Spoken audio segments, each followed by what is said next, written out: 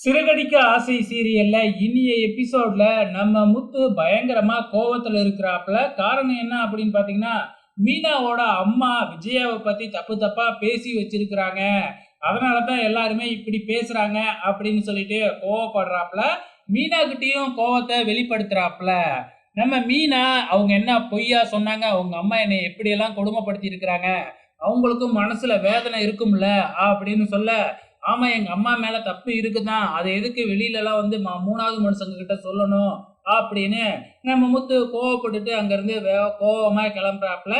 இப்ப நம்ம ரவி, முத்து இவங்க 2 பேருமே நம்ம மனோஜோட கடைக்கு போறாங்க.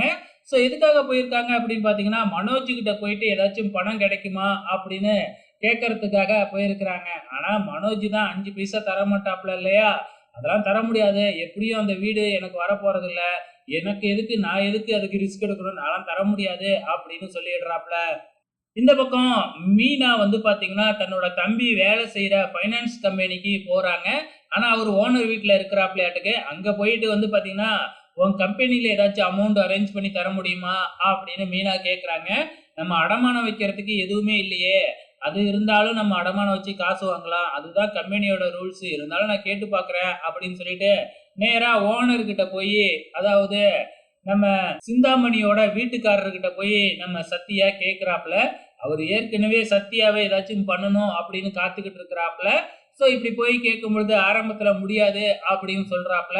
அதுக்கப்புறம் நீ நிறைய வந்து இந்த கம்பெனிக்காக பாடுபட்டிருக்க, நான் ஏதாச்சும் உனக்கு ஹெல்ப் பண்றேன் அப்படிங்கிற மாதிரி சொல்றாப்ல. அப்கமிங்ல என்ன பண்ண போறாப்ல அப்படிங்கிறது தெரியல. சத்யாவை பெருசா எதுலயோ மாட்டி விட போறாரு அப்படின்னு தான் நினைக்கிறேன்.